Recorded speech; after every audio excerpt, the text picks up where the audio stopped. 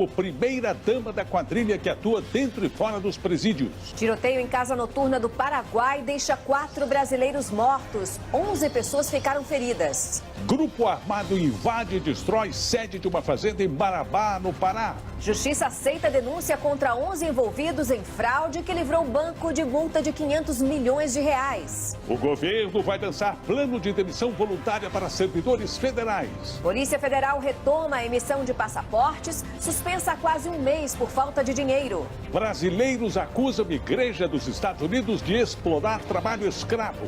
Pesquisadores encontram evidências de água na Lua. A TV exibe depoimentos inéditos dos príncipes William e Harry sobre a princesa Diana. Os lançamentos e personagens do maior evento de cultura pop do mundo. É a grande vitrine para os gigantes da indústria do entretenimento.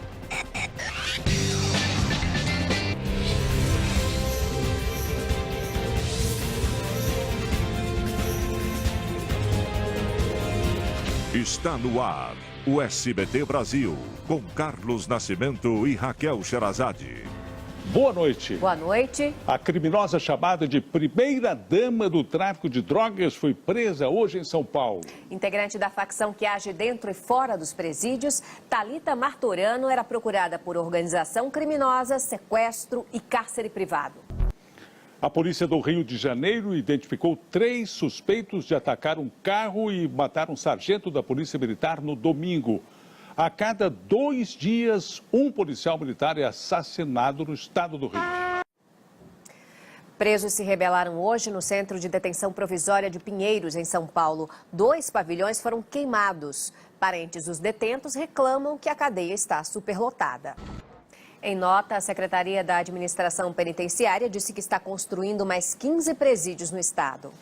E 4 brasileiros foram assassinados dentro de uma casa noturna no Paraguai. 11 pessoas ficaram feridas no tiroteio. A polícia investiga a invasão e depredação de uma fazenda em Marabá, no Pará. Um segurança ficou ferido. O governo federal prepara um plano de demissão voluntária para servidores públicos com o objetivo de diminuir a folha de pagamento e reduzir os gastos. Vamos ao vivo até Brasília conversar com o repórter Daniel Adjuto. Boa noite, Daniel. Já existem detalhes de como esse plano vai funcionar? Obrigada, Daniel. A Casa da Moeda vai trabalhar 24 horas durante os 7 dias da semana para tentar regularizar a emissão de passaportes. O serviço ficou suspenso por quase um mês e só foi retomado depois que o governo liberou uma verba extra de 102 milhões de reais. E começam amanhã as inscrições para o FIES, que é o Fundo de Financiamento Estudantil do Governo Federal. Ao todo serão 75 mil vagas. O mercado financeiro já está revisando para cima a previsão de inflação deste ano.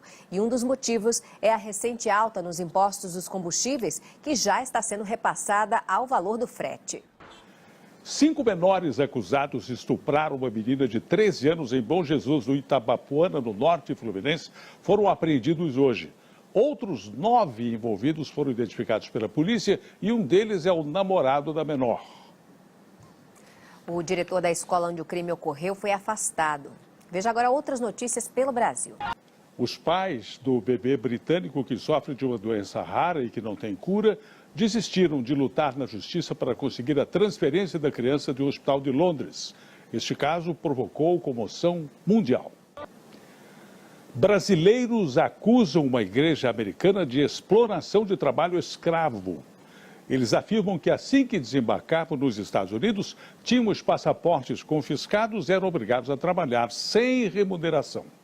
Daqui a pouco, cientistas descobrem grande quantidade de água na Lua. E os príncipes William e Harry falam pela primeira vez sobre as lembranças da infância com a mãe, a princesa Diana. Não perca, é já já.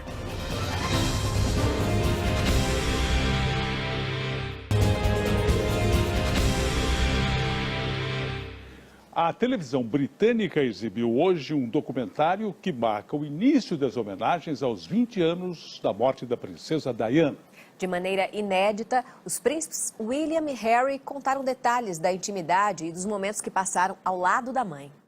A presidente do Supremo Tribunal Federal, ministra Carmen Lúcia, negou à defesa do presidente Michel Temer o acesso aos áudios gravados pelo dono da JBS, Joesley Batista. Carmen Lúcia disse que não vê urgência e que o pedido pode esperar até o fim do recesso do Judiciário e o retorno do ministro Edson Fachin, que é o relator do caso. A Justiça Federal de Brasília aceitou uma nova denúncia do Ministério Público na Operação Zelotes. Dessa vez, o alvo é um esquema que anulava dívidas do Bank Boston junto ao CARF, um tribunal administrativo ligado ao Ministério da Fazenda. A defesa de Valcris Rosito disse que só vai se posicionar depois de receber notificação. José Ricardo da Silva disse que ainda não foi informado sobre a denúncia e por isso não vai comentar o assunto. A defesa de Eduardo Cerqueira Leite ainda não se manifestou e nós não conseguimos falar com a defesa de Edson Pereira Rodrigues, ex-presidente do CARF. O Brasil registrou 773 acidentes e 240 mortes em redes elétricas no ano passado. A maioria dos casos foi em construções e manutenções prediais. Pelo menos 35 pessoas morreram e 42 ficaram feridas na explosão de um carro-bomba em Cabul, que é a capital do Afeganistão. O calor fora de época chegou ao Rio Grande do Sul. Hoje a máxima registrada no estado foi de 33 graus e em nada lembrou a segunda-feira da semana passada, com neve e temperaturas abaixo de zero. É uma mudança que, além de bagunçar o guarda-roupa, ele facilita o surgimento de doenças alérgicas e respiratórias. Veja em instantes. Depois de esgotar bilheteria, banda irlandesa U2 anuncia mais uma apresentação em São Paulo. Nós voltamos já já.